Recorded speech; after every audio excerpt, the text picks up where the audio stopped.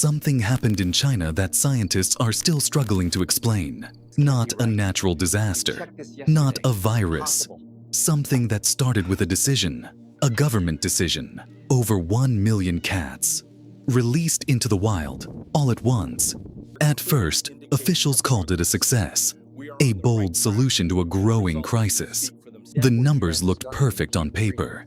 The plan had been approved at the highest levels, and for a few weeks, it actually seemed to be working. But then the reports started coming in from the forests, from the farmlands, from villages no one had paid attention to in years.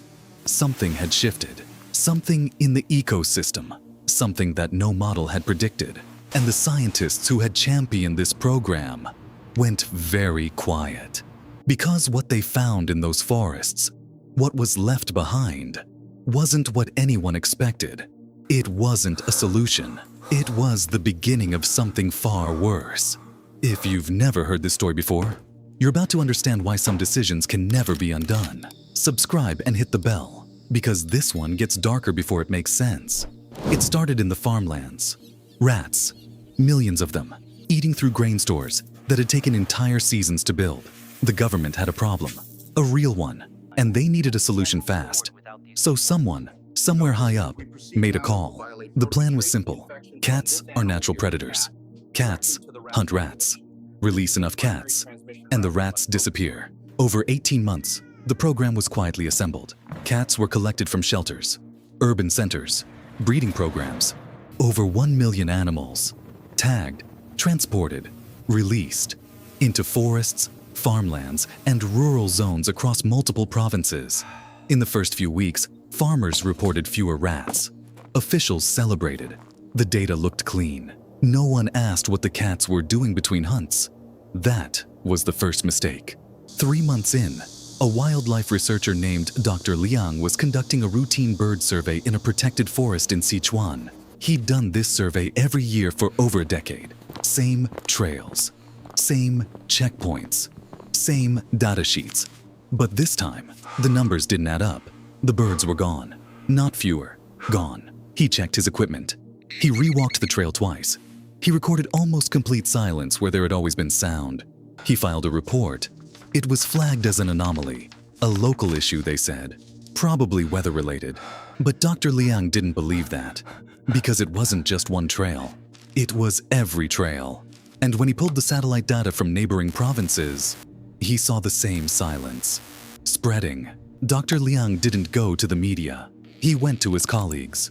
Quietly, carefully. He reached out to 3 other field researchers across different provinces, men who had spent years tracking wildlife in those same regions. He asked them one question: "Are your birds still there?" None of them replied immediately. That silence told him everything. When they finally responded, all 3 said the same thing: sharp declines. Ground nesting species hit hardest. Some survey zones showing near zero activity. They started cross-referencing the data. The pattern was undeniable. Every region showing significant bird loss was also a release zone. The cats weren't just hunting rats. They were hunting everything. This wasn't surprising to ecologists. Domestic and feral cats are among the most efficient small predators on the planet. Studies from Australia, New Zealand, the United States all showed the same thing. A single feral cat can kill over 1,000 animals per year. Now multiply that by 1 million. Dr. Liang drafted a formal report. Detailed, referenced, urgent. He submitted it through the proper channels. It came back marked, under review. Weeks passed, then a month, then 2. And then something strange happened. One of the researchers Dr. Liang had contacted, a man named Professor Wei from Chengdu, stopped responding to messages. Not unusual on its own, but Professor Wei had been the most alarmed of all of them. He had called the situation a cascade we may not be able to stop. And now, he was gone quiet. Completely. Dr. Liang tried his office number. Disconnected. He tried his university email. Auto-reply. On leave. He asked a mutual colleague to check on him. The colleague called back the same evening. His voice was different. Lower. Drop the report. He said, just drop it. Dr. Liang didn't drop it. He couldn't, because the day after that phone call, he received an anonymous email. No name, no signature, just a file attachment. Trail camera footage, time-stamped, geotagged, from a protected nature reserve in Guizhou province. He opened it and sat there staring at his screen for a long time. The footage showed cats, not one or two, dozens, moving together through the undergrowth like a single organism. Not hunting, not scattered, coordinated. Feral cats don't do that. Domestic cats don't do that. Even big colony cats maintain loose, independent patterns. But these cats were moving like something had changed in them. He forwarded the footage to a wildlife behaviorist he trusted, a man named Dr. Feng in Beijing. Dr. Feng watched it 3 times. Then he typed back 4 words. Where did this come from? Before Dr. Liang could answer, Dr. Feng sent a second message. The prey population collapse is already triggering secondary die-offs. The cats have moved up the food chain. That stopped him cold.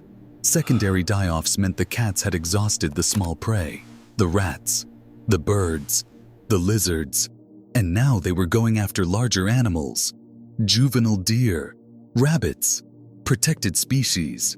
But that wasn't the worst part. Reports were starting to emerge from rural villages. Farmers waking to find livestock injured overnight. Small goats, piglets, wounds that didn't match any known local predator. One village elder in Guizhou told a local journalist something that never made the national news. He said the cats had started coming to the edge of the village every night, just watching. They don't act like cats anymore, he said. They act like they're waiting. And then the government finally responded. Not with answers, not with a plan. They sent investigators, but not wildlife officials. And then they saw it. They weren't biologists. They weren't conservationists. They were data analysts, sent to assess something the wildlife teams had flagged 3 weeks earlier, something the official reports had buried in footnotes. A collapse, not just of birds, not just of small mammals. The entire prey base across 6 provinces was functionally gone. In ecology, there's a term for this: a trophic cascade. When one species destabilizes a food chain so completely, everything above it starts to fall. The rats were gone, yes, but rats had a role. They dispersed seeds. They aerated soil. They fed the foxes, the hawks, the owls. Remove the rats entirely, and the predators that depended on them begin to starve. The foxes moved into villages. The hawks disappeared from entire regions.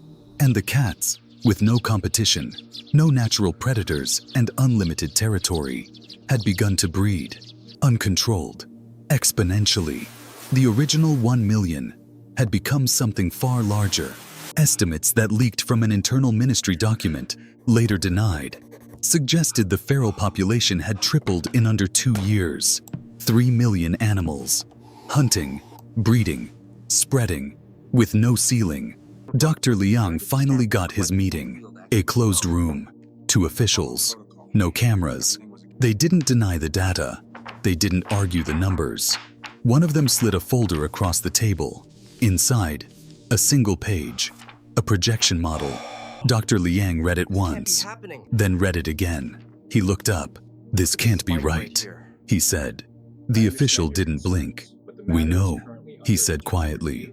"That's why you're here." The projection showed that without immediate intervention, within 5 years, the biodiversity loss across affected provinces would be effectively irreversible.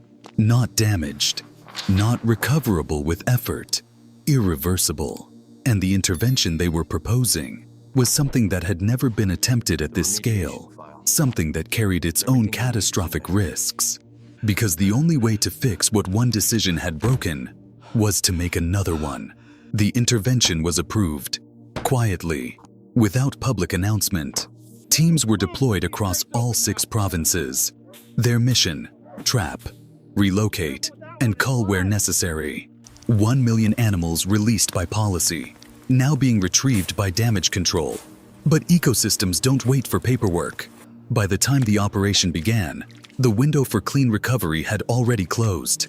Several bird species that nested exclusively in the affected zones had not returned that season. Researchers marked them as locally absent, the polite term before the permanent one. Farmers who had welcomed the cats 2 years earlier now locked their livestock inside at night. Some had stopped farming altogether.